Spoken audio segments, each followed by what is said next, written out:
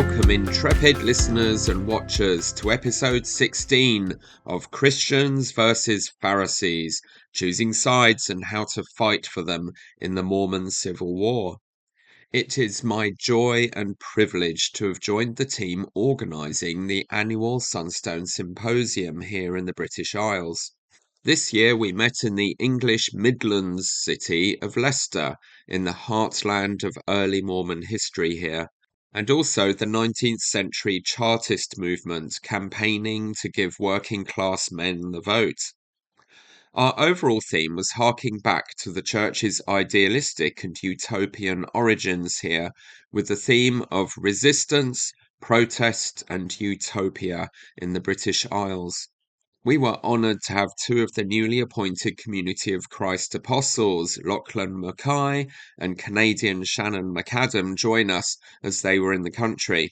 And this was a particularly special symposium for me, as my dear friend and fellow Welling Ward member, Ore Caffo, was one of our keynote speakers. And my emeritus Maidstone Stake president, who has also joined the Sunstone planning team, David Eaton, gave a fascinating and important presentation about what he sees as the essential reforms and apologies the church must make if it is to keep its members and survive. David was asked by a senior General Authority 70 what his recommendations for changes are, and he doesn't hold back. So look out for that one. All the presentations were filmed and are starting to appear in the Sunstone Foundation YouTube channel, where you can enjoy them for free. My presentation was about my experience navigating the journey from being raised in and passionately enthusiastic for an idealistic version of LDS Mormonism, until it all started to crumble and change with the truth bombs and the headlong plunge into boring and sinister thought control and corruption in the last 30 years that has caused the vast majority of LDS children and converts to leave. And why, despite all that, I still see potential for what the best of Mormonism has to offer the religious and political world of the 21st century. And how those ideals and that community of intellectual and spiritual idealists is actually now thriving in the LDS Church in exile, in inverse proportion to its suppression in the chapels on a Sunday. I was asked a lot of excellent challenging questions at the end, and for this online version I've edited in a more thorough explanation of the surprising parade of intellectual Mormon superstars who converted and mentored my convert great-grandmother Jeannie Bleakley and her descendants, starting exactly a century ago with her conversion in Manchester by Apostle James E. Talmage in 1926.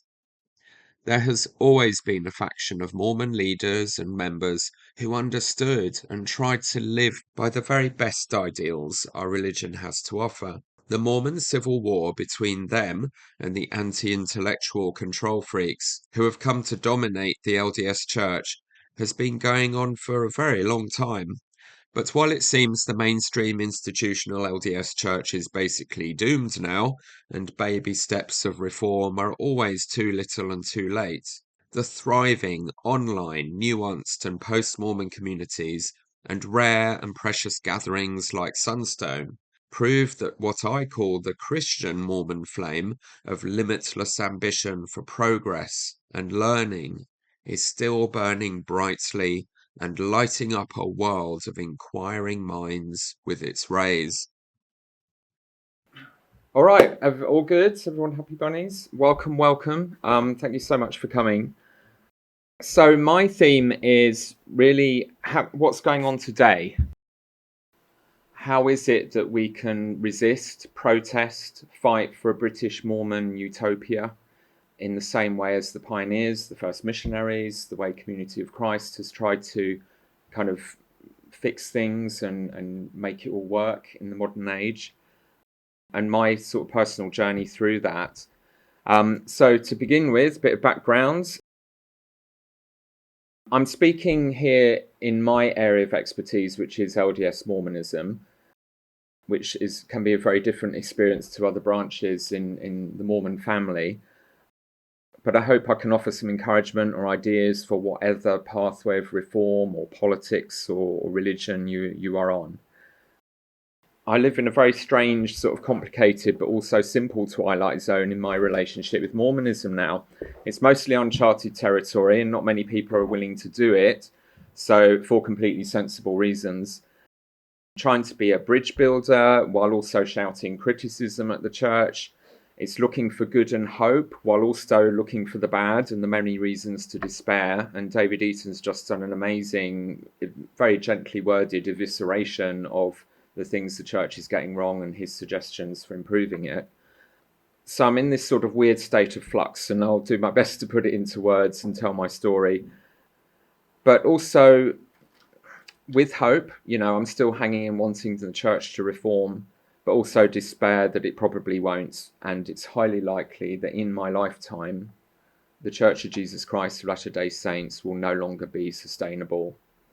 And I would even argue the same for Community of Christ. We're all in this trouble together for very different reasons, and some of them similar reasons. So my life story, I was born to parents at BYU, both Brits. My dad was a third generation member of the church. His grandmother had joined the church. She had a sort of British Empire life. She was living in Sri Lanka, which was Ceylon then, and her husband was teaching at the government training college there, a maths teacher, very autistic. And she was managing the music exams throughout the early 20th century for southern India and Ceylon. And she sent her children to boarding school in England and came visited them. And she had a friend or a cousin who had missionaries living with her in Manchester. They took her along to hear James E. Talmage speak. He was acting mission president at the time of the British mission, was converted, went back to Ceylon and spent most of her working life as the only Mormon in Ceylon, and corresponding by letter with some of the more intellectual general authorities. John Whitsoe and his wife particularly were very supportive. I've just committed the ultimate woke Mormon crime. I can't remember her name. Dobby, bad Dobby. It will come back to me. But my excuse is I'm a teacher. I have no memory of names anymore. They got used up years ago. I've had to remember thousands. Please bear with me as I add a bonus section to this presentation that I did not have time for on the day to better explain the deep roots of the Mormonism I grew up in and why I am so passionate for it to be its best self and survive in the United Kingdom if it is willing to reform. Apostle James E. Talmage served as president of the British Mission from 2024 to 26 when my great-grandmother Jeannie Bleakley was converted by hearing him preach in Manchester. He was succeeded by Apostle John A. Whitsoe, a Harvard graduate scientist who served as British Mission President in 1927 and then Europe Mission President after that. John and his wife, who's called Leah, a granddaughter of Brigham Young, who was also an academic who studied economics and education at university, very kindly took a personal interest in supporting new convert Jeannie Bleakley as a solitary Mormon living in Ceylon and occasionally visiting her children at school in England.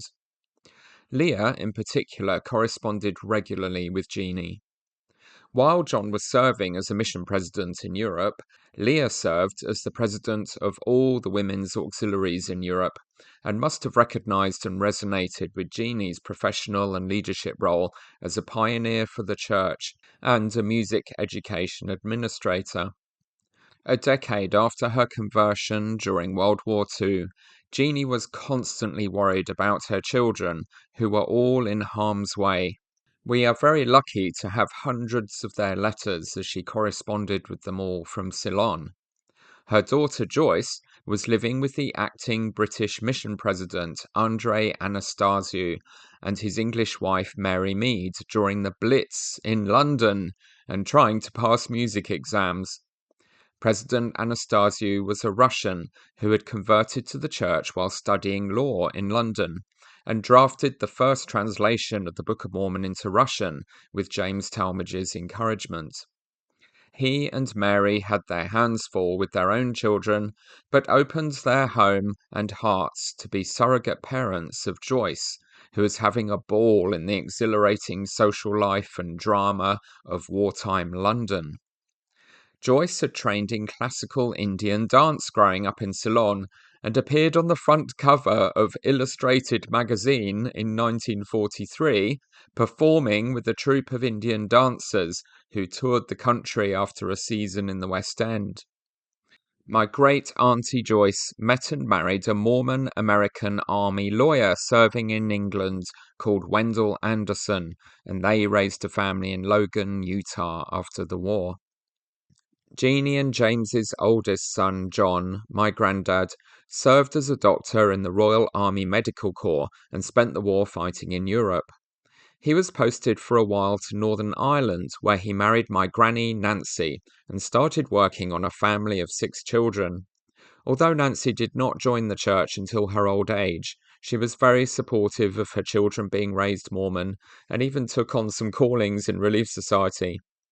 The reading list John gave her to prepare her for marriage to him was Joseph Smith, an American Prophet, and a book all about human reproduction. Being the practical doctor he was, he taught Granny to track her menstrual cycle with a thermometer and coordinated his rare leaves home with it to maximize the chances of reproduction. Consequently, they produced twins, and then my dad was born in Ulster, while Grandad was crossing the English Channel on a ship as part of the D-Day invasion of France in the summer of 1944. After the war, Grandad John became a GP in Bangor, Northern Ireland, and he was the president of one of the first elders' quorums in Britain. His second councillor was across the Irish Sea in Liverpool. In his lifetime, the church grew exponentially from these small beginnings. But tragedy struck for Jeannie's other 2 sons during the war. Bobby had studied Chinese languages at Cambridge University and was working at the British consulate in Singapore with a particular focus on trying to rescue girls from sex trafficking by criminal gangs when the Japanese invaded and he disappeared during the invasion. He had been mobilized at the last minute to fight on the beaches, and throughout the war, Jeannie and the family did not know if he was a prisoner of war in one of the hellish Japanese camps or had died fighting. We are pretty sure now that he was killed on the beach where he was last seen. My brother Tim recently visited the memorial plaque he is listed on in St. Andrew's Cathedral in Singapore. Jeannie's youngest child, Derek, joined the Royal Air Force as soon as he could leave boarding school, and he was soon killed in an accident while training other pilots in South Africa. Jeannie was a very emotional and loving mother, and in her hour of need, Leah Widsow's letters were a great comfort to her. Only 3 of Leah and John Widsow's 6 children had survived into adulthood, so she truly understood Jeannie's grief. Another British mission president and intellectual role model who was a strong influence on the rational and intellectual approach to Mormonism that shaped my family's culture was lawyer and educator Apostle Hugh B. Brown. He served as president of the British Mission from 1937 to 1940 and from 1944 to 1946 before becoming an apostle and first presidency member, famous for championing science and reason at BYU against anti-evolutionists and trying to end the racist segregation in the church. My granddad John became a Mormon youth leader in the Young Men Mutual Improvement Association while studying medicine before the war in London in the 1930s, and collaborated in that effort with an American missionary called Gordon B. Hinckley to establish the prototype young adult program for 18 to 25-year-olds called the M-Men. He was a champion of healthy living and loved the church's word of wisdom, and Elder Hinckley wrote a profile about him in the Millennial Star, the British Mission newspaper. After mentioning John's high achievements as sports captain and head boy of Lancaster Grammar School before training as a doctor, Gordon wrote the following, which perfectly encapsulates the intellectual Mormonism my granddad with his enormous book collection epitomized. Quote, "There is nothing blustery about his style, nothing officious about his manner. He is a quiet, mild-mannered young fellow with the predominant physical characteristic, a smile, heartening and infectious. Abundant living on the part of its adherents convinced him of the virtue of Mormonism. The Book of Mormon proved to his rational mind the divinity of the work. Study and prayer brought an unshakable testimony. He was baptized in April of 1932. As a student in medicine, he has convinced himself of the irrefutable divinity of the word of wisdom. As a scholar, he has applied the test of reason and logic to the gospel plan. As a young man, he has thrilled to the opportunities offered by the church.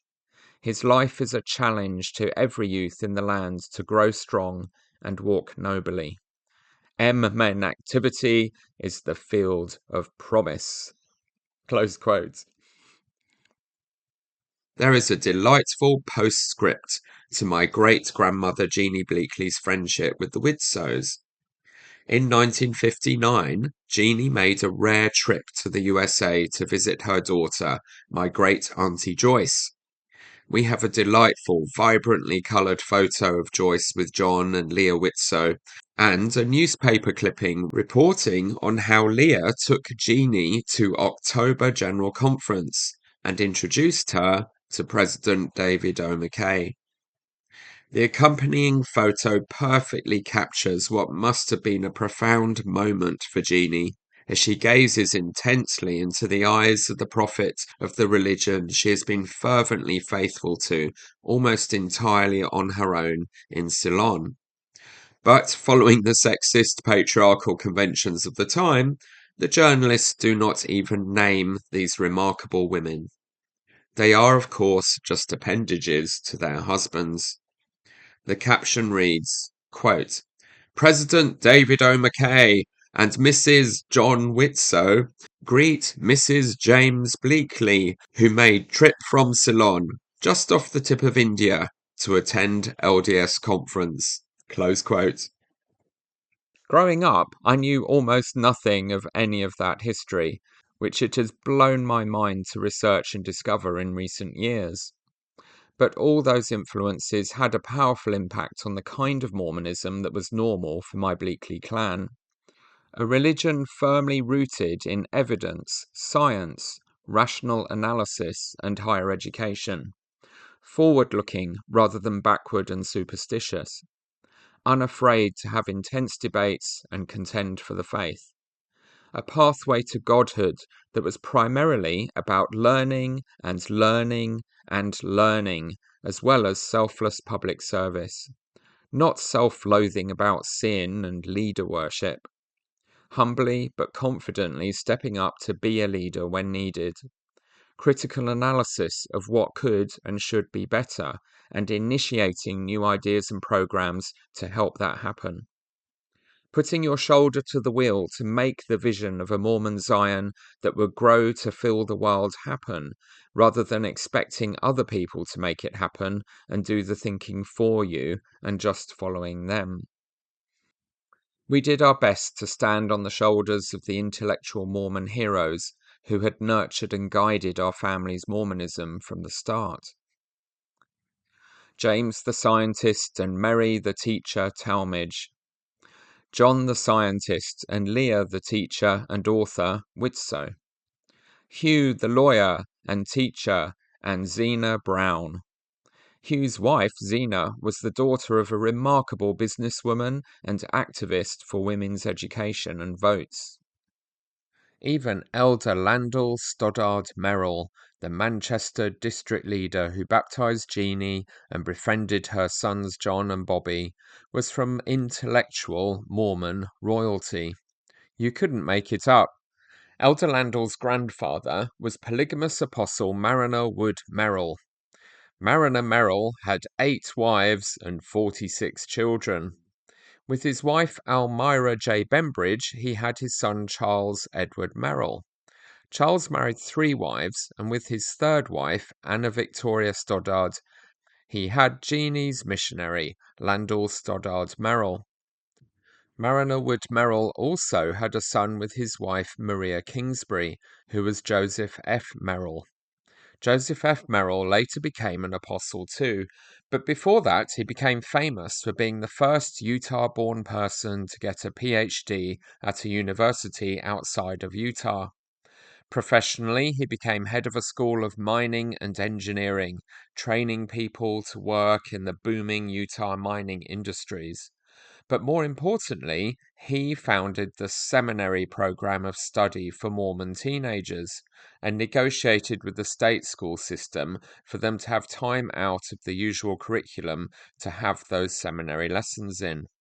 He was inspired by his wife Annie Hyde telling him about the memorable and engaging stories James Talmage had taught a class she was in about the Book of Mormon. In 1926, the year Landall baptized Jeannie, his polygamous half-uncle Joseph Merrill wrote a manifesto for the purpose of a new program called Institute to continue the scriptural education of LDS young adults after seminary. As happens today, he was very conscious of the struggle young Mormons were having, being taught a very basic and not very intellectually robust version of their religion at church, and then experiencing a testimony-threatening shock when they went on to higher education and learnt things that challenged their beliefs and which the church had not prepared them to deal with. Joseph was ambitious for young Mormons to be able to flourish in higher education and careers of any kind in the secular world, not just being gospel doctrine teachers, while having an informed and confident understanding of their religion that could handle the challenges they would encounter. Quote, in this collegiate seminary work, i.e., at college level rather than high school, we are, of course, starting on a new thing in the church, but if we keep the objective clearly in mind, it may be helpful. And may I say that this objective, as I see it, is to enable our young people attending the colleges to make the necessary adjustments between the things they have been taught in the church and the things they are learning in the university, to enable them to become firmly settled in their faith as members of the church. The big question then is what means and methods can be employed to help them to make these reconciliations and adjustments. The primary purpose, therefore, is not to teach them theology. It is not to prepare them for seminary teachers or preachers of the gospel. We should therefore continually hold before our minds that we want to hold them in the church, make them active, intelligent, sincere Latter-day Saints.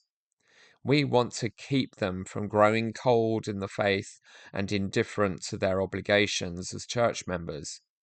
We want to help them to see that it is perfectly reasonable and logical to be really sincere Latter-day Saints. Close quote. That's the religion I can believe in. The religion with scriptures and prophets that say things like, the glory of God is intelligence. It is impossible for a man to be saved in ignorance. Whatever principle of intelligence we gain in this life, it will rise with us in the resurrection. And if a person gains more knowledge and intelligence in this life through his diligence and obedience than another, he will have so much the advantage in the world to come. Seek ye diligently, and teach one another words of wisdom. Yea, seek ye out of the best books words of wisdom. Seek learning, even by study, and also by faith. Man was created to dress the earth, and to cultivate his mind, and to glorify God. To be learned is good if they hearken unto the counsels of God. And of course, Doctrine and Covenants, section 88, which says, quote, and I give unto you a commandment, that you shall teach one another the doctrine of the kingdom, Teach ye diligently, and my grace shall attend you, that you may be instructed more perfectly in theory, in principle, in doctrine, in the law of the gospel, in all things that pertain to the kingdom of God, that are expedient for you to understand, of things both in heaven and in the earth and under the earth, things which have been, things which are, things which must shortly come to pass, things which are at home, things which are abroad, the wars and the perplexities of the nations, and the judgments which are on the land, and a knowledge also of countries and of kingdoms, that ye may be prepared in all things when I shall send you again to magnify the calling whereunto I have called you, and the mission with which I have commissioned you. Close quote. All of these men and women mentored each other's education, careers, and church service, and mentored my Mormon ancestors personally and in their published teachings. They rejoiced, as I did, in having a religion fit for the 20th and 21st centuries. A religion where true science is true religion, with no contradictions or conflict. A religion that embraces education and culture, academia and the creative arts as parts of being a whole person with the potential to become a god or goddess. A religion built on the best that Joseph Smith and Brigham Young and their scriptures taught about learning and progressing and democracy and common consent, and making every person a prophet, priest, and king who can receive revelations and be anxiously engaged in good causes and creative approaches to ministry without having to wait to be commanded in all things. The religion encapsulated in section 121 of the Doctrine and Covenants, where your only leadership power and tool is sincere love and gentle persuasion with convincing arguments, never an appeal to authority and priesthood rank or manipulative guile and compulsion. Just as there has been a legacy through the generations of Jedi, Christian, Mormon leadership of understanding and championing rational faith, free thought, and empowering people with hope and grace, that was passed on through B.H. Roberts, James Talmage, John Widtsoe, Hugh B. Brown, David O. McKay, Gordon Hinckley at his best, Dieter Uchtdorf, and new European kids on the block, English apostle Patrick Kieran and French 70 Christophe Giraud Carrier, who made me want to shout with pride to anyone, "I'm a Mormon!" There has been a catastrophically bad dark side to this religion that has now nearly completed its malevolent work to kill it dead. The Christian Mormon Jedi Masters and their Padawan learners have all along had to literally do intellectual battle with their nemeses, the Sith Lords and their hateful apprentices, the Pharisaical Mormon control freaks, whose religion is the one New Testament Jesus and Mormonism taught me is the religion of Lucifer. Command and control, thought stopping, obedience obsessed, keeping up appearances while being heartless hypocrites, who pile burdens of poverty and pointless hard labor on futile hamster wheels, doing and teaching the wrong things on a loop on the weak and vulnerable and poor, instead of helping them. Racist, slavery-loving, sexist Brigham Young, running with all of Joseph Smith's very worst ideas. George Q. Cannon, whose mantras of authoritarian control over members' minds are still quoted in general conferences by the First Presidency. Joseph F. Smith, his son Joseph Fielding Smith, his son-in-law Bruce R. McConkie, Mark E. Peterson, Spencer W. Kimball, Ezra Taft Benson, Boyd K. Packer, Henry B. Eyring, Russell M. Nelson, Dallin H. Oakes. all inventors and authors of libraries of stifling Talmuds and general handbooks claiming to be the manuals of Mormon doctrine, full of petty unscriptural commandments to imprison and bury Latter-day Saints in constant guilt and anxious perfectionism. Racists, anti-evolutionists, sexists who want women at home cooking and cleaning and having babies and nowhere near the workplace or the universities or the church presidencies with the real power. Believers and inventors of fairy tales over facts. Excommunicators of historians who tell the truth. Prideful, self-important, pompous money hoarders. Protectors of child abusers, lying liars who lie. And caught between those two polar opposites are the tormented souls with much less of a mind of their own, like M. Russell Ballard and Jeffrey R. Holland, who have championed both versions of Mormonism and inevitably drowned in the stormy ocean of their own self-contradictions. So this is the Mormon Civil War I fight in, wondering whether or when to let go of the dream and quickly disappearing reality of an international community of remarkable, idealistic people, reaching out across the world to support each other, be parents to each other's children serving missions or separated by war, stretching rather than shrinking our minds, discovering and sharing our ideas and creativity and talents, reaching for excellence while loving and serving the less lucky and privileged as equals and friends, dreaming of a better world and building it in our own homes and communities. Was it ever really real? Or were the lucky few it was working for too naive about how many people it was not reaching? Should we still bother speaking and working for that kind of a religion when secular society keeps getting to the milestones of making a Zion society long before our denomination catches up, reluctant and exhausted from the struggle to change? Anyway, so my dad grew up in Northern Ireland as a member of the church. My mum was a recent convert from lapsed Catholicism, and they both went to BYU. And they got married at the Salt Lake Temple, had me, and came back when I was about 1.5. So not much cultural damage was done, except they obviously carried on with the religion. While I was there, I was born with a cleft lip. And one of the many things I have to be grateful for to the church is Primary Hospital in Utah had some of the best plastic surgery of the time in the early 1970s, and they sorted it out.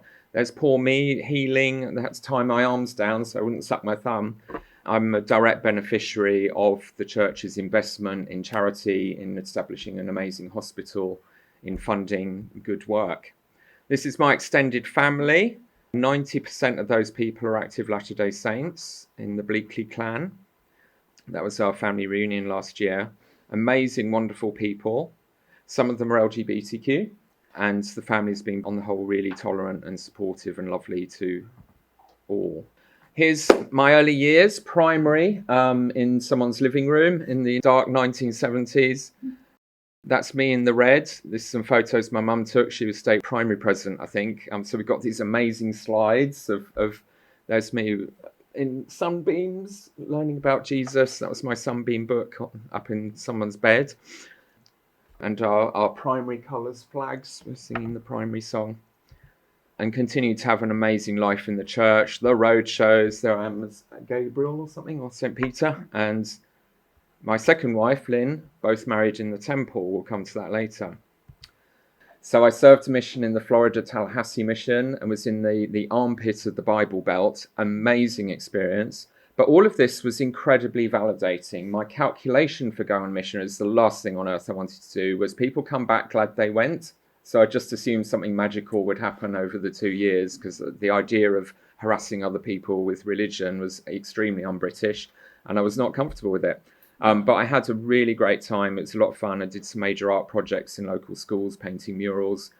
And certainly the completely dysfunctional levels of corruption in Bible Belt evangelical Christian televangelist, Christianity there definitely made us look good by comparison. And they were even more racist than we were. So I'm coming back from my mission, stoked up. It's great. We are the future. The church is booming, exponentially growing. All seem to be really good. And my parents modeled for me the idea that you can be absolutely faithful in the church, but also quite critical. Like we'd have Sunday lunch between the sessions of church on a Sunday. Mum would go into a major rant about all the oppression of the women and everything that had gone wrong. And my dad would kind of attempt passive aggressively to calm her down. But I got used to hearing quite robust dialogue about the problems in church. But the punchline was never, therefore we're leaving. It was always, what are we doing to fix it? We're in charge here. It's our job. It's our responsibility. And that, I think, has given me quite an extraordinary resilience to kind of roll with the punches along the way, because I was never set up from the start with an expectation that all is well in Zion. And that I have realised since was quite rare as a worldview, but also has been a real blessing and help for me. I was a bit cynical when we sang I Hope They Call Me on a Mission as in primary. I was like, I definitely hope they don't call me on a mission. But it basically made sense. I could see that my health, my well-being, my social life was much more rich and fulfilling and purposeful than my friends at school, whose apparently limited lives basically revolved around risky sexual activities and inebriation. And that's kind of all they had going for them. So again, no competition. I'm having the best life. Thank you. And then I went to university and met my friend Steve Aitchison, who was the assistant to the chaplain and ran a Bible study group on Monday evenings. So I was like, yes, please, I'll go along to that. And I joined the Christian Union, and I had been in the Christian Union at secondary school as well. And there came a point where the leadership of the Christian Union were quite radical Pentecostals, and they had an anti-cult campaigner come round and do lectures at all the local churches. And they told me they didn't want me praying with the Christian Union anymore. I could attend, but I couldn't pray. Steve was very disturbed by this because he's like, Christian Union is not a church. Why are you doing church discipline? This is just for all Christians on campus to get together. So he got hold of every anti-Mormon book he could, a box full. His parents ran a house church. And we spent 2 years just wading through that box. And at the end of it, I came home from one weekend and found him, that's the literal photo, asleep on his sofa. He'd finally started reading the Book of Mormon after mostly getting a testimony based on me rebutting anti-Mormon literature, during which we worked out the church's weird stuff is actually quite cool. We actually have answers about priesthood authority and should you be baptized or not, and other things that his Christianity did not have a clue about, really, or not much meaty to say. He got baptized. His parents immediately threw him out. He lived with the bishop for a bit, went on a mission to Ireland, later reconciled with his parents, is now married happily and living in Namibia. Oh, nice. Namibia. Amazing, wonderful guy, still very faithful. And all the time I'm being a dissident, I worry about Steve. I'm going to break his testimony, but he's a big fan of the podcast and occasionally sends me naughty memes about Dallin Oaks. There's one of his recent artworks. He's really got into digital art. Good artist. So all of that, it's all going well. So why rebel? For goodness sake, intellectually, socially, personally, this church is proving to be absolutely brilliant, and I'm so glad I'm in it. It's kind of Sunstone's fault. I discovered Sunstone on my mission. My mum and I started subscribing to it, and it was amazing. This conduit, pre-internet, this conduit to people actually discussing the church from an intellectual perspective, and its arts and its news. And then, now it's so small. It's like 5% of what you'd find on a daily podcast about the church, but it's all we had. And we learnt through that about the September 6th thing that was happening, that the church was starting to excommunicate intellectuals. And my mum had always been a secret feminist. She was also subscribing to Exponent 2, which is a kind of feminist Mormon newspaper, while serving in senior leadership in the women's organisations.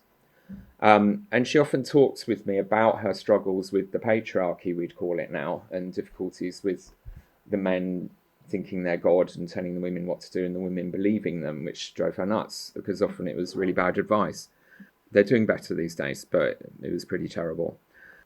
And later you could talk about the usual peaks, the policy of exclusion, the thing I think Naomi mentioned, where we were asked to write the letter to the MPs about opposing gay marriage. And of course, being Mormons in Britain, they told us that literally the week before the vote was going to happen. There was no time to think about it or discuss it. It was all way too late. So the incompetence of Mormon organisational skills played a blinder there. That was brilliant. But also, I just thought the homophobia I'm hearing from everyone chatting here in Elders Quorum and priesthood opening exercises when they were talking about it. Like, if I was a gay young adult or youth, I would be horrified right now about what I'm hearing. The Gospel Topics essays, for me, one of the peak final straws was Dallin Oates and Ballard saying we never hid anything from anybody. A year after, Ballard gave me hope by addressing the CES, this around 2015 or something, and saying you've got to start telling the truth. Stop telling the faith-promoting stories. Tell the difficult truth. Let them hear it at church, not from the internet. But then he did the opposite himself when it was his turn to speak face-to-face with all the youth in the church. He did all the opposite. He said, just trust us. That's all lies. It's all true.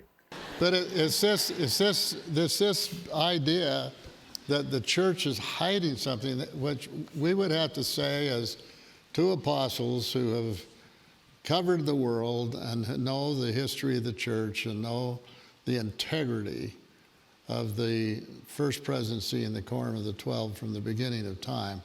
There has been no attempt on the part in any way of the church leaders trying to hide anything from anybody. So just trust us wherever you are in the world, and you share this message with anyone else who raises the question about the church not being transparent. We're as transparent as we know how to be in telling the truth. We have to do that. That's the Lord's way. And then Nelson throwing Hinckley and Monson's I'm a Mormon under the bus kind of gave me the last hope died that they would adapt to the 21st century. They're already a bit late. But the idea of I'm a Mormon and I'm a mum and I'm a kickboxer in Guatemala or whatever, and I've got and I'm a skateboarder and we're diverse, we're interesting people, we're Mormons, yay! You have to get the timing right, because otherwise it's just like bang. I guess it's like being a child on a swing. It was 40. It's not the record, but it's okay. You're trying to create a different world. The wall becomes the floor. The most simple things are so difficult there. Often people think it looks really easy, and they often say to me, I would like to have a go. But the truth is, it kills your body. Your core is just working really, really hard. I'm a dancer. I dance in the air, and I dance on the ground, and I teach dance. I get to dance in many different ways. I live in London. I never get bored of living in London. My name's Ness, and I'm a Mormon.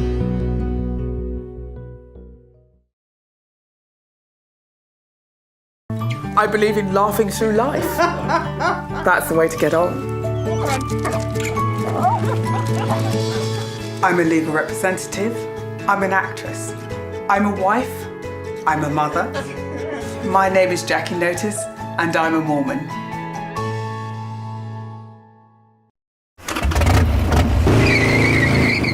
People bug out when you're filming someone on a motorcycle.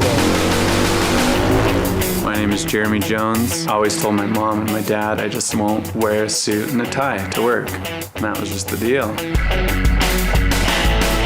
Kind of the rack of the new boards. That's the one I've been working on this year, and it's scratch and sniff.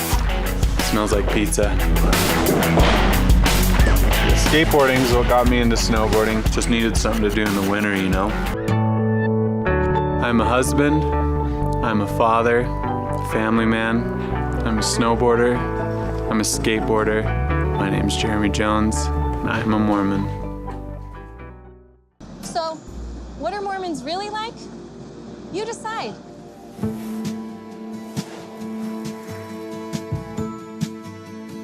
Costa Rica means rich coast, and it's right here where Milton and Carolina Maren call home.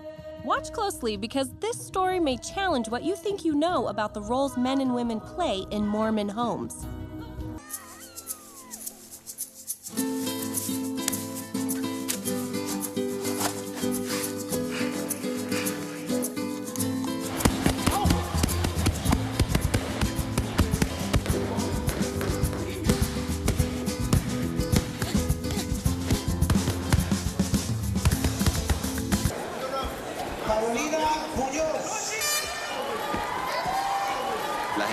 People react to that.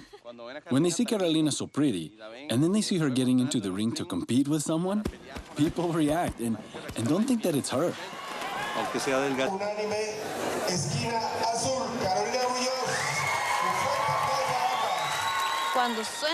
When the bell rings, you need to fight. But that doesn't mean you're going to be disrespectful or that you hate that person. And in my heart, I'm like, yes, that is actually who we are. We're a really interesting, fun, diverse bunch of people. We have all kinds of walks in life, but we're also Mormon and we're quite cool.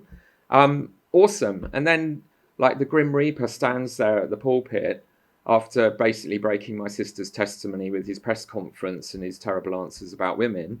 And it's like, no, that was a victory for Satan. One size fits all, the covenant path. We're going to ordain everyone in batches on the same day. You are no longer individuals. You are a Lord's battalion marching in step. When the Savior clearly states what the name of his church should be, and even precedes his declaration with, "Thus shall my church be called," he's serious. And if we allowed nicknames to be used or adopt or even sponsor those nicknames ourselves, he is offended. What's in a name? Or in this case, a nickname? When it comes to nicknames of the church, such as LDS Church, the Mormon Church, or the Church of the Latter-day Saints, the most glaring omission is the absence of the Savior's name. To remove the Lord's name from the Lord's church is a major victory for Satan. When we discard the Savior's name, we are subtly disregarding all that Jesus Christ did for us, even his atonement. After all he had endured, and after all he had done for humankind, I realize with profound regret that we have unwittingly acquiesced in the Lord's restored church being called by other names, each of which expunges the sacred name of Jesus Christ. For much of the world, the Lord's church is presently disguised as the Mormon church. My dear brothers and sisters, I promise that if we will do our best to restore the correct name of the Lord's church, he whose church this is will pour down his power and blessings upon the heads of the Latter-day Saints, the likes of which we have never seen. We will have the knowledge and power of God to help us take the blessings of the restored gospel of Jesus Christ to every nation, kindred, tongue, and people, and to prepare the world for the second coming of the Lord. So in simple terms, and it's so easy to get lost in the weeds, I can list 100 things, but I've come to the simplicity after the complexity that Bruce Hafen talks about. It's not quite the one he was hoping for. It's a matter of integrity. If you're not practicing what you taught me to believe and what you preach and expect of the people you lead, you're not good leaders. Data, it isn't working. We can see the promised blessings and miracles are not happening any more frequently than common or garden coincidence, chance, or wishful thinking. The promised growth is not happening. The promised loyalty of your children and grandchildren to the religion, if you did all the things, is not happening. So integrity, data, reality check, and empathy. Empathy for the people harmed by a dysfunctional system. I have a list called Gays of Our Lives. It's a spin on this mad daytime soap opera in America, Days of Our Lives. So the gays of my life include 3 friends I grew up with in the church, at least 1 youth that I led as a young men's president, 2 missionaries I served with, 2 missionaries that I was ward mission leader of, at least one bishopric member friend of mine, 4 family friends, 3 members of my extended family, and the list goes on. I'm up to about 20. Not a single one of them has been able to stay in the church. It was just too dangerous for them to do that for various reasons. So that was, that's a heavy thing to consider. I had another epiphany when my first wife asked for a divorce, left the church, but said no to me cancelling our sealing, which was a bit weird and frustrating. So when my second wife and I wanted to be sealed in the temple and have her dream come true for that as well, we couldn't, because the best they would offer was you need to get married first, and then after a year you can apply for clearance to be married polygamously, because your previous wife said no to the sealing cancellation. It's a long story there, but it is ultimately based on some of the polygamy doctrine, that they genuinely believed that even though she had nothing to do with the church, she still had an entitlement to the first resurrection if she was still sealed to me. And we learnt then that the temple sealing is not a highly conditional covenant that you enter with a promise from God that if you're faithful to each other and God, you get this reward. It was a spell that was cast on us by temple priesthood, like in the fairy tales where the evil witches turn up and curse the baby. We could not lift this spell. They had to lift it. They had to choose to lift the curse on us. And when we pushed for the doctrinal background, it went straight to polygamy. Amazing. What an interesting moment of epiphany. And so on. And the gaslighting. Leaders who don't even understand Jesus' parable of the talents. When everything went public about Ensign Peak, the presiding bishopric and then the first presidency, in their official statement about it, both reference the parable of the talents as the reason they're investing the tithing of the poor in the stock market, because that's what Jesus would want them to do. I mean, when you've reached that point where they're dumber than a 5-year-old in primary, there's no hope for these people. It's game over. After Ensign Peak manager David Nielsen went public about the true scale of the hundreds of billions being hoarded by the church in Ensign Peak's stocks and shares portfolios, as well as other investments, and alleged that tax-exempt funds had been illegally transferred to temporarily shore up the funding of the taxable for-profit operations of Beneficial Life Insurance and the City Creek Mall in Salt Lake City, the First Presidency issued an official statement on the 17th of December 2019 that read as follows. First Presidency Statement on Church Finances. Statement provided in response to media stories. Quote, "We take seriously the responsibility to care for the tithes and donations received from members. The vast majority of these funds are used immediately to meet the needs of the growing church, including more meeting houses, temples, education, humanitarian work, and missionary efforts throughout the world.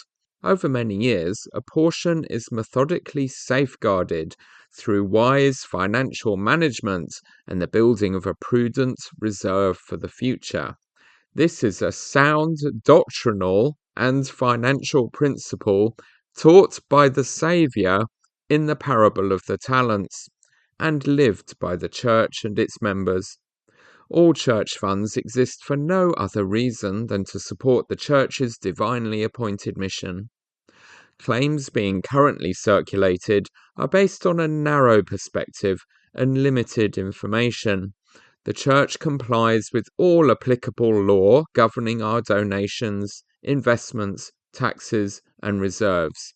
We continue to welcome the opportunity to work with officials to address questions they may have." Close quote. This, of course, was before the Securities and Exchange Commission fined the First Presidency releasing this statement for absolutely not complying with all applicable laws governing their reserves, many of which they were already shuffling away into illegal shell companies. In one of my earlier podcast episodes, I had a lot of fun with the quote, Claims being currently circulated are based on a narrow perspective and limited information, because it perfectly describes how the general authorities share information with the members. A couple of months later, on the 14th of February 2020, the presiding bishopric, who at the time included Gerald Colsey as the presiding bishop, he has recently been promoted to apostle, and his first councillor, W. Christopher Waddell, who has just been called as the presiding bishop to replace Colsey, were interviewed by the Church News about how they organised the church's finances. Bishop Waddell was almost as ditzy as he was later in his May 1923 60 Minutes interview, when he tried and failed to pass the difference between secret, sacred, and confidential, 3 months after he and his fellow presiding bishopric members and the First Presidency were fined by the Securities and Exchange Commission. In the Church News interview, he said, quote, "There will come a time when all of these reserves will be necessary," he said. "We don't know when, we don't know exactly in what form. But you think of the Bible story of the 7 fat years and the 7 lean years. There's so many examples in the scriptures that we strive to follow, whether it's the parable of the talents and not to bury the talents. We saw what the Lord did to that individual. We want to be ready for any contingency." Close quote. You couldn't make it up. And it's like, that's not what the parable of the talents is about, you complete twats. It's about give the money to the people and then they will pass it forward. That's the metaphor here. But they can't even understand that. They both referenced the parable of the talents as the reason to hoard money in the stock market. You can't even after that. So a friend of mine shared recently, last week actually, that he couldn't tell the parable of the Good Samaritan in a talk that he wanted to give and apply it to compassion and healthcare in the American political context at church now. And my reply was, it is tragically indicative of how fundamentally broken the church is, particularly in the USA, that giving a talk which gets to the absolute heart of the difference between Jesus' religion and that of his Pharisee overlords in an LDS sacrament meeting in 2025 would be a, quote, bad idea. Most people in my country and continent have no problem with everyone being entitled to basic or emergency healthcare as a core principle of civilization, for example, a core value that seems to be a uniquely American blind spot. But all the TBMs of the world are trapped, having to make excuses for the teaching of the same general authorities.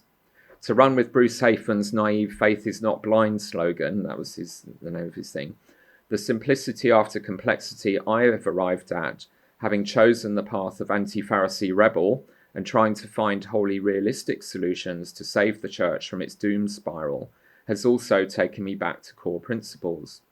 However much you try to get people lost and vulnerable in the weeds of elaborate apologetic mental gymnastics, gaslighting, distractions, doublethink about everything from LDS history and how to interpret feelings as evidence of truth, it all boils down to the same failures to get the simple things right.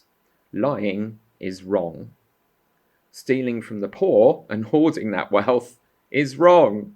Facilitating and covering up a global machine of child abuse is wrong. These are the immovable rocks and realities that the church, its members, and its potential converts have to crawl over or around for it to be credible, not Jeffrey Holland's overclaiming certainty about the Book of Mormon. When teaching a parable of Jesus and applying it to your own lives and society, the principled Mormonism I grew up with and in is no longer possible, or leads in a straight line to an indictment of the First Presidency and the culture and belief system they now drill into Latter-day Saints' heads. It's game over. Close quote from myself. And later in the panel, we'll be discussing how Hugh Nibley and various political commentators today have identified a leadership taken over by businessmen and lawyers as one of the fundamental root causes of this inability to understand religion, even if you're running one, or to be good leaders in politics. We'll be discussing that later. So who are my role models for resistance, for actually trying to do something about this? You've got the traditional ones I learned about in history. Martin Luther, standing up to the might of the Catholic Church with his critique of what they were getting wrong. World War I and World War II, my ancestors who went and fought and got maimed and some died for the freedom that I have. That is a sobering thought. Would I have that courage? Would I do that? They did, and a lot of them did. And every minute we're alive in a free society and democracy, that has been paid for not just by the blood of Jesus, by a lot of other very Christ-like people. The Peasants' Revolt. We nearly had redistributive socialism in the Middle Ages. I mean, it's unbelievable. Britain actually managed some quite radical things along the way, and some of them are thought to have come from my stake in Maidstone. Thomas Becket is an earlier example as well of resisting abuses of power, the Archbishop of Canterbury. And he shows us that martyrs can become more powerful. Canterbury became a pilgrimage centre. Henry II, who shouted, "Who will rid me of this turbulent priest?" ended up having to really prostrate himself literally on the ground and crawl around and get whipped a few times to atone for killing the Archbishop of Canterbury. And there are interesting ironies. We have this Strengthening Church Members Committee, the SCMC, which says who will rid us of these turbulent priests and sends out the knights to go and do the chopping. I was exed in Canterbury stake. Yay! So I'm obviously really important because, you know, these things happen. We now live in the people's century where history is not just decided by a powerful monarch or priests, where we have power, the people have power, and we still have to struggle to hold on to it. The free press, the internet have massively empowered each individual to reach a larger audience. Chartism, as we've heard, was a democratic and constitutional reform movement of the poor to give them a bigger say in Parliament. It was a campaign for more loyal opposition and common consent. Oh, I should get my t-shirt out. Here we go. So, the loyal opposition. So this was a brief moment in Nemo and I's early relationship, trying to fix everything. We have a Chartist constitution in the church. The Doctrine and Covenants says that nothing should be done without the common consent of the people. D&C 2065 says that no one should be serving in any calling without being voted for, which they haven't done again for the first presidency. Other parts of the Doctrine and Covenants 107 say that intentionally, to get the message across that the president of the church is not above anyone else, any bishop can convene a council of 12 high priests and put the president of the church on trial. I mean, that's extraordinary. It's all there. Why did we not notice it? Somehow it wasn't a seminary scripture. I wonder why. But we have it there. And that's part of my excitement about this movement and campaign, is we don't have to step outside of Mormonism and Mormon culture and Mormon scriptures to fix the mess. We already have the solutions. Personal role models. My mother, she introduced feminism as an insider. She became a counsellor. She trained bishoprics and stake presidencies on how to talk to women, on how to refer them to professionals rather than thinking they can fix their lives. When she passed away a couple of years ago, I was wading through folders and folders of immaculately archived presentations. Women have value, women have worth, listen to their voice, involve them in the councils, and this is how to not mess up their lives. She became political. She loved the Thatcher Revolution. She joined the Women's Institute. She joined the Freedom Association, which was a kind of conservative campaigning group. She loved any kind of resistance against tyranny, and we should remember they don't all come from the left in politics. People who step up to lead, this will be controversial. Nigel Farage is one of my great heroes. One of my first votes after my mission was for UKIP, the UK Independence Party. Nigel Farage and the millions of people who have supported his movements have been a major force in British politics since my early 20s, and at the moment he's highly likely to be the next Prime Minister. If you speak truth, it will resonate with ordinary people far and wide, and they'll rally for change. And it's important, I think, to challenge the idea of master manipulators brainwashing the sheep. If you want to explain political leaders who get voted in and you're like, why did people vote for that crazy person? And personally, I'm not a fan of Trump, I would make clear. It's insulting to the sheep to say you're just swayed by easy rhetoric. There are fundamental reasons people make those decisions, and I have faith in democracy. And if they manifest in something that you feel is really wrong, well, what's gone wrong? What is the cause of that? What's the root? And that applies in the church as well. Why are fundamental things going askew if they are? People did not vote for Brexit because of a dodgy statistic on a bus.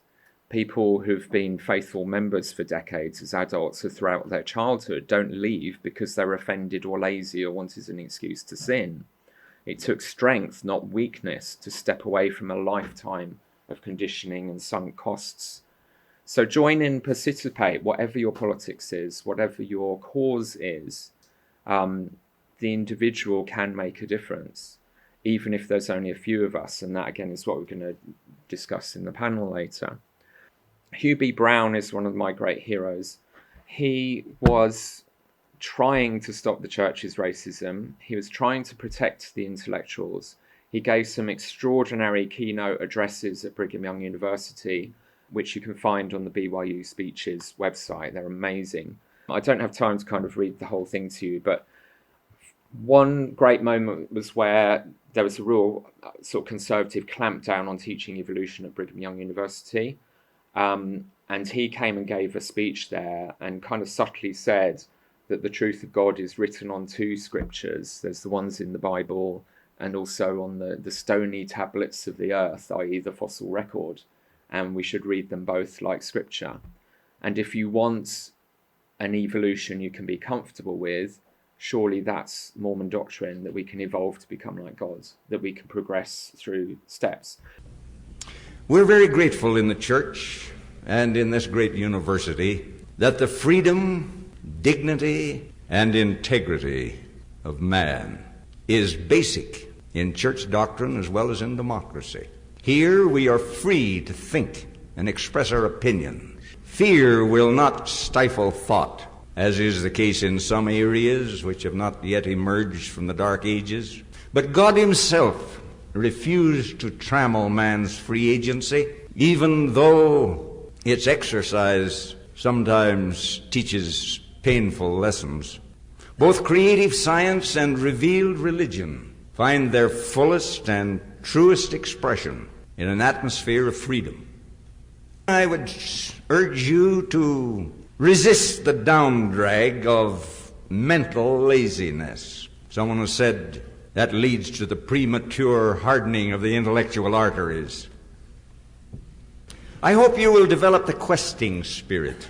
Be unafraid of new ideas, for they're the stepping stones to progress. But you will respect, of course, the opinions of others, even of some of us who are older. Well, now I mention the freedom to express your thoughts, but I caution you that your thoughts and expressions must meet competition in the marketplace of thought. And in that competition, truth must emerge triumphant. Only error needs to fear freedom of expression. Seek truth in all fields. Science and religion must both avoid dogmatism. Religious people know only what God has been pleased to reveal about Himself, and scientists frankly admit that today's truth may be modified and amplified by tomorrow's discovery. Now, when we mention man's potential, we think of the Latter-day Saint view of man. Before the gospel was restored, no one was heard to say, "As God is, man may become." And yet Jesus said, "Be ye perfect, even as your Father in heaven is perfect." Now, does not that injunction imply limitless possibilities? And the Apostle John said, "Now are we the sons of God? And it does not yet appear what we shall be, but this we know, and when He appears we shall be like Him, for we shall see Him as He is." Now, if any of you have been bothered about the subject of evolution, I submit here an inspired concept of evolution which exalts man rather than debasing him, and relates both his origin and his destiny to the creator of all that is. There is evolution, if you wish to have it, to which you can subscribe with absolute safety. But when we speak of man's potential godlike status, let us not forget that the difference between us and our Heavenly Father now is incomprehensibly great. And that concept can only be made tenable in the light of the eternities that lie ahead and in the understanding and application of eternal progress. Remember, though, what Wyman said in this search for truth. The greatest enemy of truth is man's tenacity in clinging to unjustified beliefs. You must always be ready to reinterpret your concepts when they fail to pass the test of newfound facts. You must dethrone your prejudices. Someone has said that prejudice is a vagrant opinion without visible means of support.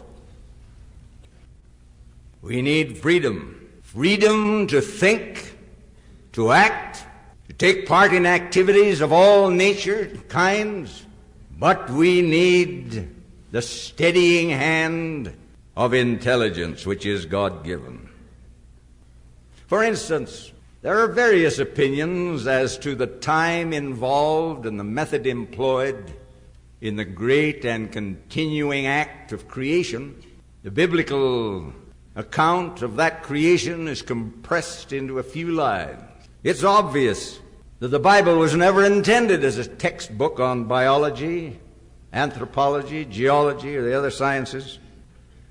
Does it not seem then that we should keep open-minded and be teachable on all these matters and not give too much time in a discussion of things that have not yet been revealed? The age of the earth, of the time that it took the Lord to create the body of man, doesn't make any difference so far as your salvation is concerned. Now, while I've said there's very little said in the Scripture about the creation, I call your attention to this fact, that God is the author of two accounts of the creation. One is in the Bible, supplemented by modern revelation, and the other is in the strata of the earth. Now, if you think of it in those terms, you will realize that there cannot be any conflict between those two accounts because they both had the same divine author.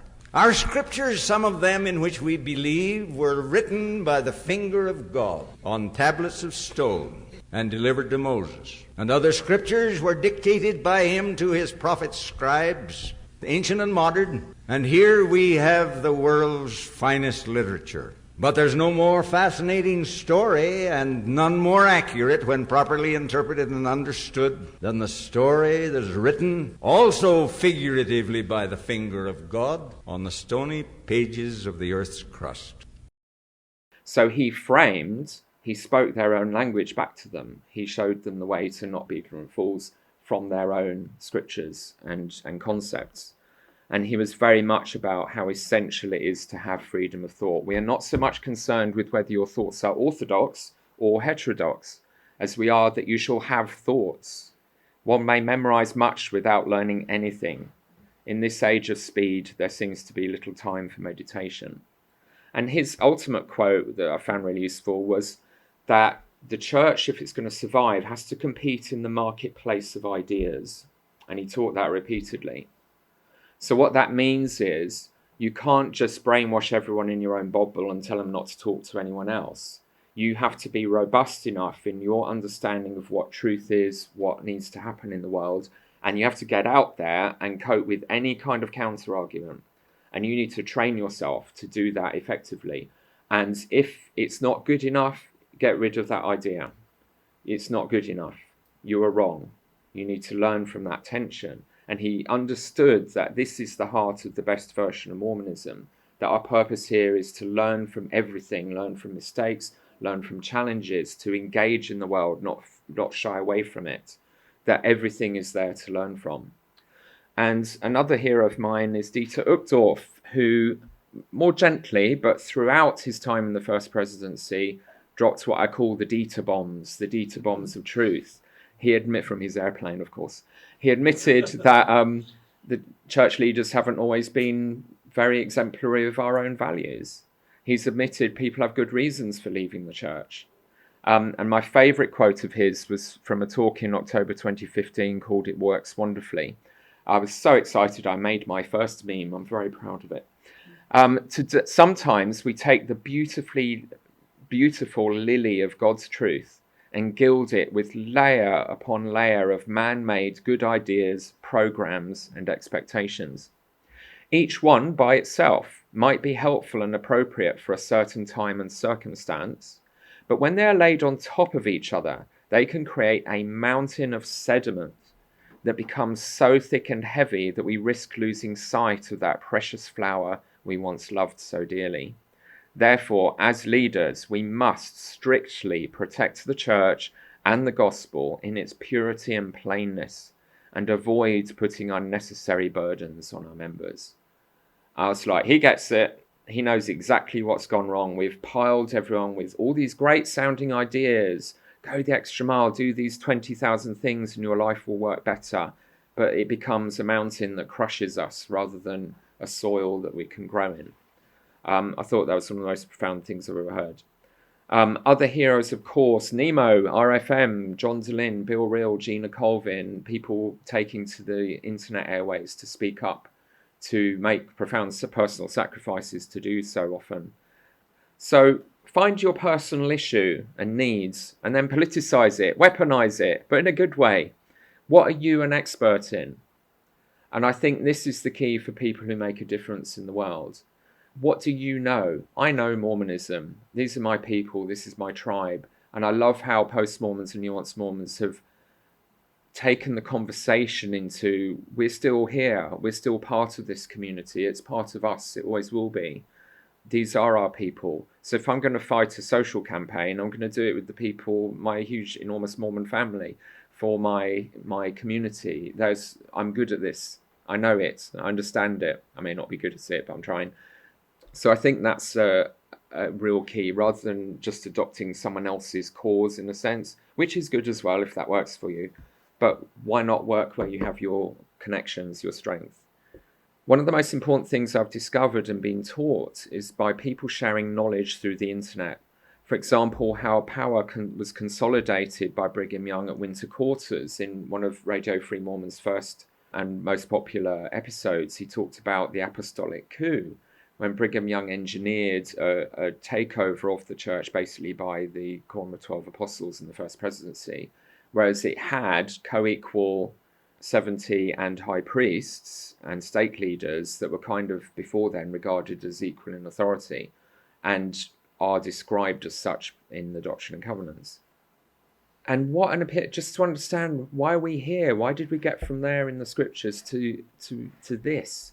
Finding out why, following the journey, tracing the ideas.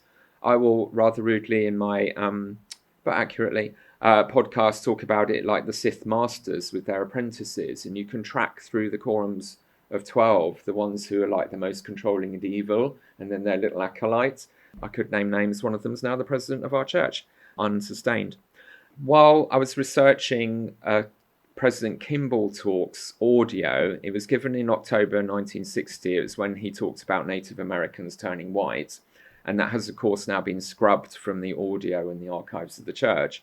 But they didn't just scrub it, they replaced it with a mad talk from a previous conference from April 1960, when Ezra Taft Benson was ranting about the threat of communism. And I'm like, you tried to scrub the embarrassing one and had some audio to fill it, and you chose that one? Are you mad?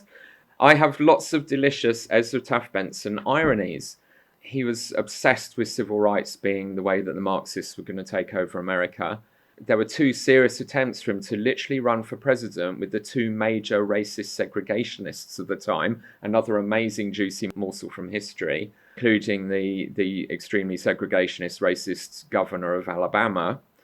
They eventually didn't come to anything, but they had the badges made and everything.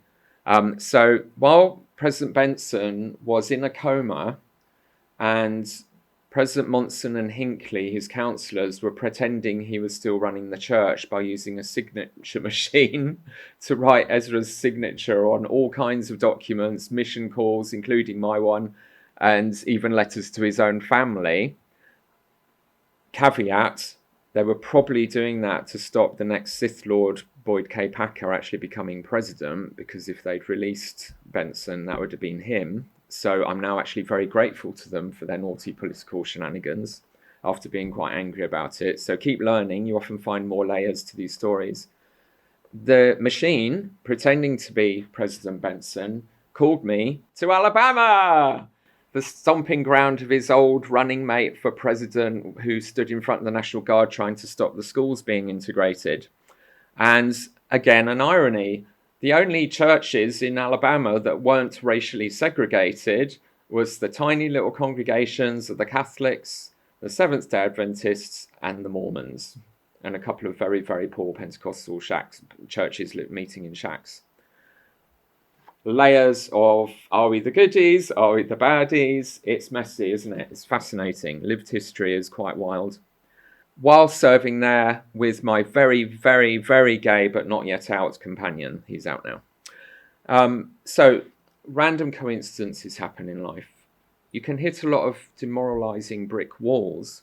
Why save people who don't want to be saved? It's a big one. Because often, you know, us dissidents trying to fix the church, it's like, no one's interested. They think we're terrible, even though their own children are leaving for the reasons we're talking about. So it can be hard, but people are still being broken by these systems. All institutions survive only if the people who believe in them take responsibility and become their guardians. The young are amazing. They deserve the best. People can be changed by education. I'm a teacher. I've seen in every aspect of my life, and hundreds of thousands of us have been getting at the full truth about our church and history. This is me with two other brave souls. I wasn't being very brave. We heard about Sam Young's campaign for child safeguarding. The BBC journalists sort of put the word out to Sam, is there anyone in Britain willing to come and talk on telly about it? We all volunteered in some mad ex-Mormon group. And there we were outside the BBC, about to appear on Victoria Derbyshire, the flagship morning news programme of the BBC, and we got 15 minutes to talk about the petition and campaign to improve safeguarding. And that was my first time really putting my head above the parapet and being that public, you know. Yeah, lots of stories there. I love this one. For the baby Exmos, is it going to be okay? It's going to be effing incredible. And I think that's a powerful thing, to not have this narrative that leaving the church, you end up devastated, drug addict somewhere, and it's all terrible. A few people do, because they go a bit reckless in their deconstruction phase. They want to relive the teenagehood they never had, but they're too old for that now, and it's really dangerous. You know, tattoos maybe, okay, porn shoulders fine, watch some R-rated movies. Drugs and booze and sexual liberation, not so much, not a good idea. So I've held on to the word of wisdom. Definitely don't have the energy for an orgy. But I absolutely love my one positive gift from Mormonism, which is go with the lower risk options for entertainment. Things tend to be a bit calmer. There are lots, so that is a form of resistance. How can we resist? There's Fowler's stages of faith development. What a wonderful discovery. That you questioning everything, taking back your autonomy, renegotiating your relationship with your church community is actually a progression spiritually, not a backward slide. Just that idea has changed my life and a lot of people's. Isn't that brilliant? It kind of makes you invincible. You can choose the gentle insider change pathway that my mum took. You can be the voice at the pulpit, telling the truth and challenging power and culture in the way that Hugh B. Brown did. And Hugh Nibley in his valedictorian address to BYU, which we'll hear a bit about later again, where he eviscerated the church for letting lawyers and businessmen take over. He said, this is what killed the Roman Empire and it's happening to us. And he did. And the truth bombs. So be the voice at the pulpit. If you get a voice, say something powerful, impactful, even if it's risky. You can do public opposition and loyal opposition. You can do a cost-benefit analysis. What is worth me putting my neck out for? Can I do this? Will it make a difference? We have nothing to lose but our chains in some situations. The same rational approach that got me on a mission, despite being very shy and cynical about missions, also got me excommunicated and very joyfully choosing the side of being a dissident. I did a rational calculation. This church is going to be dead before I am, effectively. There'll be a few people left, but it will no longer have the growth mechanisms occurring. It will be just decline and attrition. So am I going to just watch that happen, or can I have some fun for a few years and really try fight it? Because sometimes communities and religions reform themselves and fix it. Is it worth it? It's so hard to keep a convert. So hard, so much effort, so many man hours, so much difficulty for us in our various branches of Mormonism to make a convert and keep them and have the kids stay. Does it have to be that hard? Is it a generic Christian problem, or is it a me problem? And I think about how much we've normalized ideological repetition, family and role model pressure, guilt trips, loyalty tests, regular interrogations in some of our branches to check our worthiness and our thought crimes. That's not normal. That's not how Christian churches should run. It's an indescribable release from constant anxious perfectionism and stress and guilt. Uchtdorf's mountain flies away. Church is now 2 hours on a Sunday for me, not 6. When I was being ward mission leader and a ward clerk or something, I actually get a Sunday, even while attending. That's the way to go. Apostate, still go to church. You don't have to do the callings. It's definitely the way to go. Doing good is wonderful, and you can. The victories on safeguarding that the dissidents have had been so worth it. Just all of it has just been worth it for that. Having purpose in older age and life experience, becoming more relevant as you get older rather than less, is quite a challenge. Usually we have a cult of youth, don't we, in society?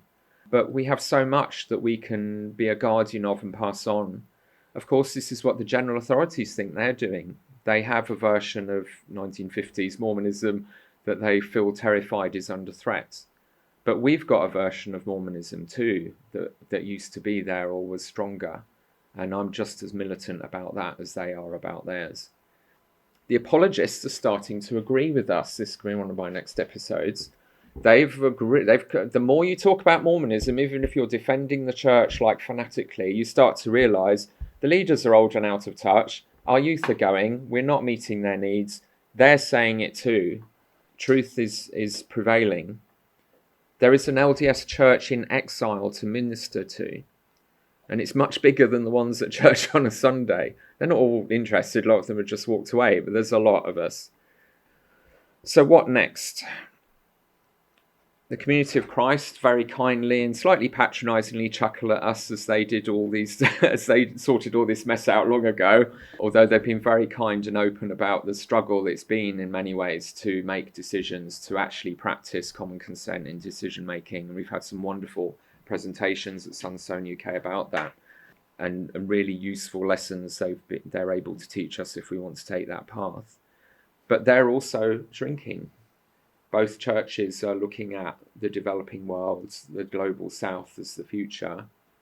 But my view is if the church can't be relevant, interesting, exciting to me as a British young person or old person with a university education, that's a fail. You shouldn't have to be dependent on endemic poverty and desperation in order to get converts, bluntly. This is a message that should work for everyone at any level of society. And if it's not, that's on us. Mormonism makes liars of us all is an RFM phrase. And it's an uncomfortable one to think of. But I'm starting to realise how much we normalise lying to each other, how much we would hide from converts, how much we'd pretend to do a survey as a missionary activity. Of course, no one cared about the survey. It was a con. And we just did that, without even thinking for a moment there was anything unethical about that. The ends always justified the means, censoring ourselves, silencing ourselves. There's a generational inherited trauma in the psyche of the church from past persecution and a desperate need for survival that analysts often speak about. And we start in primary teaching stories of persecution and martyrdom and paranoia. I was talking to a very feisty, extremely elderly member of my ward who often harks back to getting her testimony as a young person. She said the missionaries back then in the 60s first gave you the pamphlet of Joseph Smith's testimony and history before the Book of Mormon because they were quite expensive. And she felt this empathy with this poor boy, this poor innocent boy. No one believed him. No one was kind to him when they should have been with his questions. And it reminded me what a powerful story that is, that narrative of the everyman that we can all relate to. Just an innocent person trying to find out what's true, being bombarded with different messages from different churches. We now know that Joseph Smith was also an absolute rogue who was an amazing con man and had all these other nefarious skills, while also perhaps also being a prophet, which is fun to play with. But how powerful the stories are. And I think starting to understand how we have got ourselves into these mindsets in these situations is really important and empowering. My current working theory is we've achieved such a cover-up, so much self-censorship, so we were so controlled by information, which the internet has, of course, blown up. But how did that happen? And is there a hope in that? Mass participation in ministry and teaching and leading. By having such mass participation where you give everyone a job and we're all doing it rather than one minister per congregation, which is a huge weakness of other churches, absolutely accelerates the evolution of what stories work, what works for people. We test it out live in real time with large samples. And that, in a sense, seems to me have been the way. We always stepped one step ahead of having a reality check all the stuff that was being hidden from us. And we changed. The story that the missionaries teach now as the foundational story is very different to the one before. We're now learning that the first vision kind of popped out of nowhere much later on, the restoration of the priesthood, and starting with that narrative, as the LDS Mormons did, is a kind of 20th century invention, that those things didn't used to be a thing. And they even retrofitted the Doctrine and Covenants to write them in later. So can our mass participation in dialogue and the internet hive mind the solutions to all these problems? It's working. Truth is prevailing. If at the moment, this is bad news for the defensive institutional church, but it's liberating people and it is starting to spread. So I don't give up hope. There are these different tribes of Mormons. They each have their needs. The people who care about the truth, the people who care about integrity, the people who want community, the people for whom the church is a huge step up. If we can make a healthier way of doing church where all of them are welcomed and appreciated, as many speakers have been saying, rather than just the doctrinaire control freaks, that's how we can get better and healthier. And I love the big ideas of deification and eternal progression and becoming a God through learning and experience, not a magic spell being cast on us. The democracy of common consent. These are genius solutions for working with the 21st century state of mind, the democratic values of modern people. These core Mormon ideas are congruent with those rather than a threat to them. So now I'm in a weird twilight zone. I go to church, I get mad, occasionally I'll speak up, and poor Elder Scorn President quickly closes things down a bit early. I usually wait to the end so he doesn't lose his whole lesson. Mostly I'm trying to hold my tongue. I genuinely feel good for the people coming to the church because they seem to have found something that's helping them. But in 90% of the cases, they won't be there in 2 weeks' time, as has always been the case. I go with an open, honest heart. I want to hear wisdom. I have a book. Sometimes there's one line, sometimes it's a whole page, depends on how good the speaker is. I go for spiritual food. But I get far more spiritual food from 1 hour of typical ex-Mormon or nuanced Mormon podcasting than I do from a month of that. The church is not competing. The places where the real free, meaningful, meaty, educational, informative discussions are happening are with the church in exile. And it's wonderful and it's powerful. And at the moment, I think that's mostly where Jesus is at, because that's how he did it. So there's another perspective, that this church has continued, and it's doing it the right way, the Mormon way. You learn, you grow, you change, you progress, you get better and better at what you do. But it's the ex-Mormons and the nuanced Mormons who are doing that, while the institutional church evaporates before our eyes. Maybe that was God's plan all along. Let's make Mormon fascinating and fun again, because they've made it unbelievably boring, which is unbelievable, because to make this religion boring, you have to have no imagination or skill set or creativity whatsoever. But it's wonderful, and people are loving it, and we're still chewing on the ideas. There is this version of Mormonism. It's just not institutionalized. It's living free. It's escaped into the wild. Who knows what's going to come of that in the long run? And I'm excited to be a part of that. Thank you. The end. I have no idea what's going on with time, so I don't know if I've overrun or what, but apologies if I have. Any questions or thoughts at all? Yes. Yes. Yes. Yes.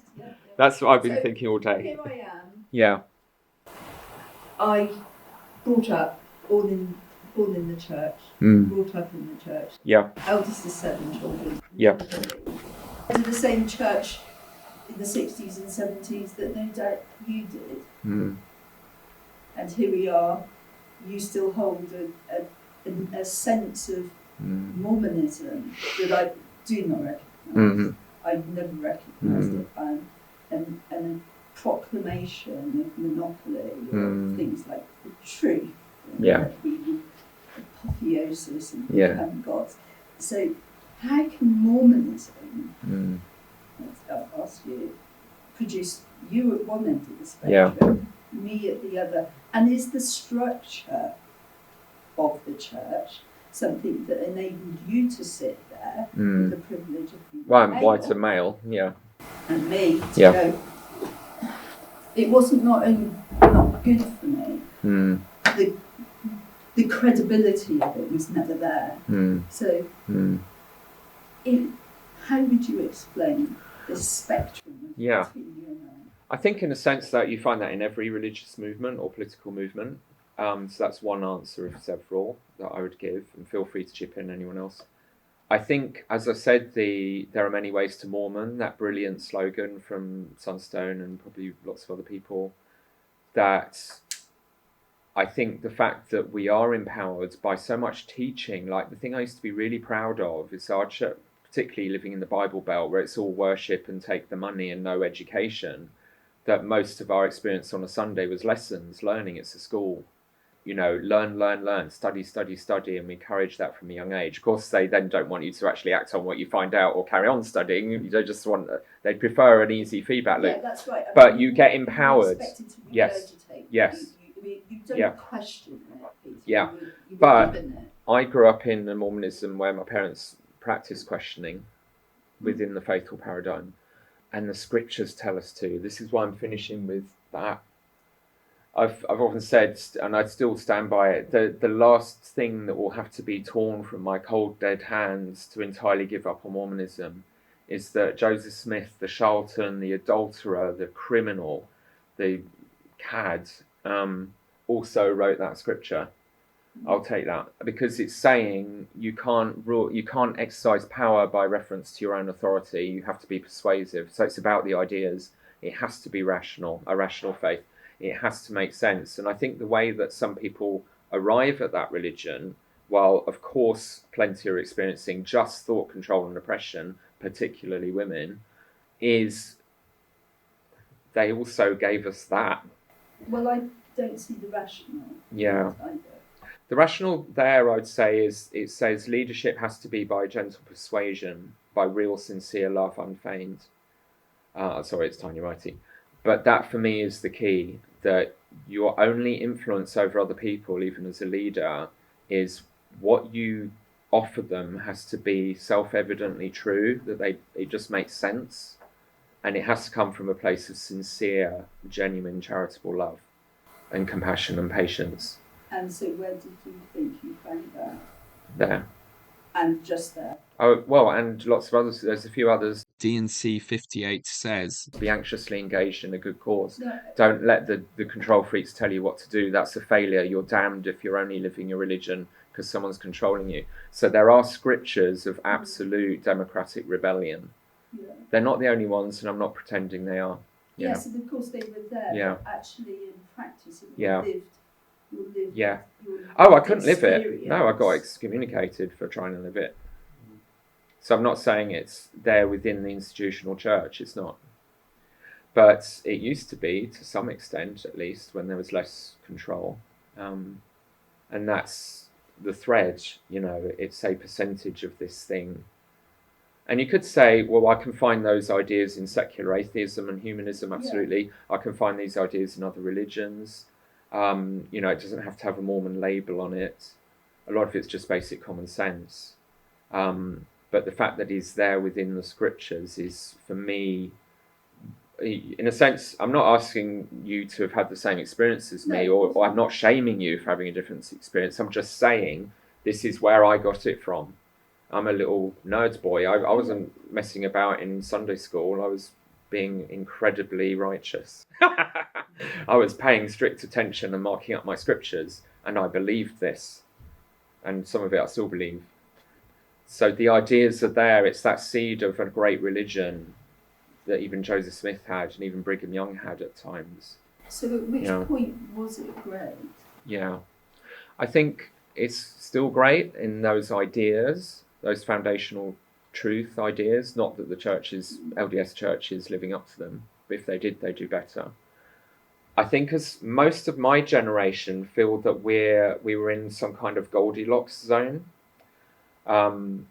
My parents came from BYU, walked into Tiny Twig in Tunbridge Wells in Kent, and said, oh, hi, we just come from BYU. Someone said, oh, good, we need a new branch president. My dad was branch president within a week, and they went to work trying to transplant what they'd learnt from actual BYU in the early 1970s to a group of converts meeting in a very beer and cigarette butt-ridden community hall in the middle of a council estate. And over time, by the time I was a teenager, we had seminary, we had institute, we had state dances, we had a social life that was better than our peers. We were growing, people having children. It was a thriving community. We had culture, all these things that in most of our wards have gone now, either intentionally or through losing members. But it got us into our early 20s, it got us into our marriages, if it was working for us all the time. Of course, there were the LGBTQ people being lost by the wayside and lots of others. You know, I'm not ignoring the rates of attrition. But when I speak to my peers, it's usually a powerful sense of loss. John DeLynn talks about it, Bill Reel, RFM, you know, Gina and all the rest. Yes. Yeah. That it peaked, it seemed the church was growing before the internet. We had no reason to doubt we weren't being lied to. Great. Peace of mind. We're in the growing thing. We're doing better than the rest of society, frankly, in a lot of ways. We've got thriving communities. But then the internet came and blew it up because we found out how much they were lying to us all along. And that broke it for me and for a lot of people. Yeah. So, yes, and I felt that I'd seen that light. Well done. Because I wish I had. I would just don't understand how it produces these two of us. Yes. Yeah. You're immersed in it. Yeah. And I have the experience of. I mean, that really is the same with anything. Yeah. It's not just Mormonism, it's politics, it's but any religion, it's any philosophy. You know, you show two people exactly the same thing. It's fascinating. They get a completely different experience. And, you know, I think there's a resilience there where and it's down to personality types, absolutely. It's down to all kinds of things. I had the example from my parents of being able to exist in two worlds at once. So I think that's it. You have a resilience and a love for it. If you can find a way to navigate both, to know how much it's broken, but also see how good it could be, and appreciate how it has helped. But again, there's so many caveats. If I had young children, I wouldn't be there every Sunday. No, because that's too dangerous for them. I don't trust it. In what way? Safeguarding apocalypse. That's all you need to know straight away. They're not good enough at the safeguarding. It's just dangerous. In a context of overly trusting people who are not trustworthy. Our previous bishop was arrested and imprisoned for child pornography offences while serving as bishop. So my congregation has experienced that. That's very real. No one mentions it now. They've tried to smooth it over, but yeah. It's funny, Peter, because you mentioned the Hugh quote about the marketplace of ideas, and just that whole concept to a fully fledged member of the church today is it's seen as a challenge. I think that kicked up against the kind of absolute truth rhetoric from the Kimball years. We have. We'll tell you what the truth is, not we'll have a debate and learn together what the truth is. We switched during that particular time, and I know Hugh Brown and Ezra Taft Benson were basically sworn enemies. But I think during that time we shifted. There was a slow transition from a humility about our faith to an aggressive certainty, which I think a lot of my generation were very used to hearing. Like, this is what it is. Whether you choose to follow it or you don't. This is absolute truth. Yes. And so I think where people have realised that perhaps it isn't all what it promises to be, with that inevitability of it's either true or it isn't. Yes. Okay, well, it mustn't be then. Yeah. I'm off. Yeah. See ya. And it's lost moral integrity. And look at each other and say, oh, well, that's surprising, isn't it? It's kind of ironic that the church had by far its best growth during that period of confidence and its absolutism. Oh, that's true, actually, yeah. And, that's the... You talk about, how could the church change? And they've got an impossible situation because I generally go to church. I participate in church. I'm there every week and I see it amongst my family. And if you remove that certainty, then it largely falls apart. And so they're there because it provides them with certainty. And as you were saying, I believe there are some people that just love that. Some people need that certainty, and it provides them with meaning and drive to go forward. Other people don't. And if the church loses that, and no disrespect to the community of Christ, but I think they provide a really good example of losing that confidence, that swagger, that certainty, then it changes it forever. And I think the church is working very hard to try and maintain some degree of certainty in a time when there's so much evidence that they don't have that certainty. I think it's the certainty that's made it boring. Well, I think certainty is a wall. Because it removes any discussion or nuance or diversity. Can I offer a kind of a third way that is also, I hope, congruent with everything you said? I'm really glad you said that. You don't have to. No. I'm going to anyway. It is simply, the certainty is not that we have all the answers, but the certainty is the method. That the method is line upon line, precept upon precept, learning. But that means, and LDS Mormons are rubbish at it, you also have to leave behind the things you've unlearned. We have no mechanism for that, although they're starting to vaguely say, oh, they were speaking as men, or they were that was their time. They're using the words of abandoning, but nothing specific, and they won't ever admit they were actually lying about having a revelation or just mistaken. So what I'm trying to say here is the certainty is the idea, the philosophy of Mormonism, that in its best forms, that it's about an eternal progression, that if you're going to have a God who's parental, I can't believe in a parental God who doesn't want us all to have everything that he has. No parent would want less for their children than all they've got and then some. And any religion that tells me the best God is going to offer you is torturing half your grannies in hell in vats of lava, while you're meant to stand there in the fluffy clouds singing how great God is, and that's it, which I've asked a lot. That is all most of the Christians have to offer, frankly, as an endgame. That's ridiculous. But the genius of Joseph Smith, he saw that was ridiculous as well.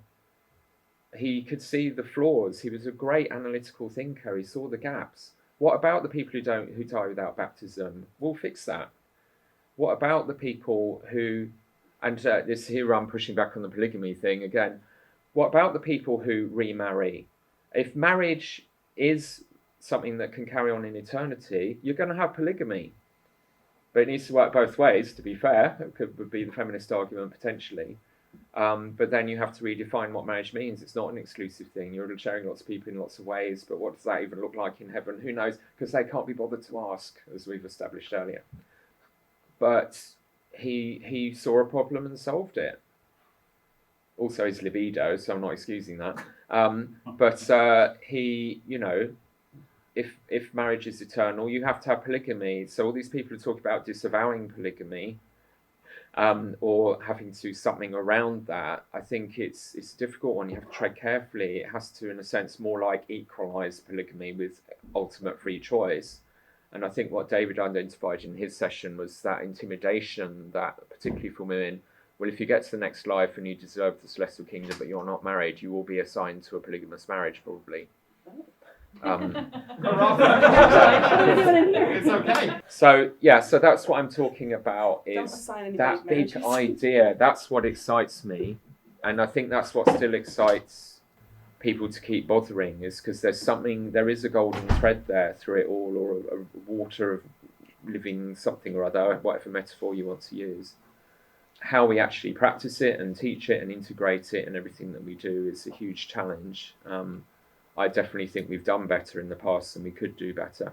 But I totally agree that I'm not personally, love you all, seeing Community of Christ as entirely the way forward. We need them to teach us how to do common consent, but we need to have certainty. We need to have unique selling points. Or maybe we don't, we're just all Christians, which is fine, but you cease to exist as an entity. What are our unique selling points? And I love how Community of Christ does still, even while being a bit iffy on some of the scriptures, very much have this idea of building Zion community as a Mormon unique selling point, of the way it's been described to us at times by Brother Bolton. The idea of being a voice of rebellion, of change to society at large. The idea of personal revelation and ongoing revelation is something Community of Christ still embrace. And so I do, I think that, and where that is part of our most annoying Mormon friends' makeup, I think that's also what's carrying them on. They've got some really good stuff in there amongst the things that we find difficult, because I think those are true principles, or at least very inspiring ones. And I guess my final point is, the way society is going is to become gods if we don't blow ourselves up. Whether as AI entities or whatever, we are learning to create life. We've got the genetic engineering, we've got the computing power, we have the technology to, so this is the idea of, like cybernetic Mormonism or something. There's a phrase for this idea that humans will evolve through technology to become like God. Transhumanism, that's it. Fun bunch of weirdos. Yeah. So we have already the religion for the transhumanist AI era. We've already got it, because we talk about becoming gods through learning, through tech, in effect. The big excuse for the seer stones recently has been it's just like an iPhone, which is nonsense, of course, but actually there's an idea there. So that's why I'm still excited. I think Mormonism has all the answers to fix Christianity and make it credible in the 21st century, but we're absolutely crap at doing it ourselves, and it's this tragic irony. It's just maddening. And can I ask where you place Christianity in the global? I'm afraid that's too vague for me to. What do you mean specifically? Is Christianity for you the only way? No, it's certainly the most popular, and I think there are good reasons for that. I think the idea of, I don't like the Hindu gods because it's too impersonal in a sense, and I'm catastrophically insulting loads of people through my ignorance, but I'm generalising. I can't be doing with 1,000 reincarnations, that's just sadistic. And if the point of becoming like God is then that God just re-disintegrates and keeps repeating a cycle, which is the ultimate big picture in Hinduism and Buddhism, no thank you, that seems a bit pointless. The Islamic the Islamic critique of Christianity is, why would God need to torture his own child in order to forgive? God's just merciful, he'll forgive. But there's something so powerful about God becoming man, about that humility, about showing us, about being with us, rather than a distant superior entity all the time. I think that's some of the magic of Christianity. And all that comes with that, for me, is why I still bother with it. And I can't disagree with most of what Jesus said or is recorded as saying. And it's inspired a lot of bad, but a lot of good as well. But then also, what a horrible thing to say to everyone, you're sinners who need to repent and you need someone to come and save you. You're not good enough, you're dirty. That's just bad. So I'm starting to raise those questions with myself. But again, Mormonism has a doctrinal workaround in that, no, we don't do original sin. Another triumph of Joseph Smith. We don't do that. You're here to learn. Our church is not good at this. It just gives everyone guilt trips. As I think one of the things you were saying was in yours was talking about reframing repentance or sin as a learning experience rather than the death of you sort of thing. Educational ascent. Yes. Yes, educational ascent. And that's the idea of that progression through life experience. So again, it's there potentially. I'm a nerd. I'm an intellectual.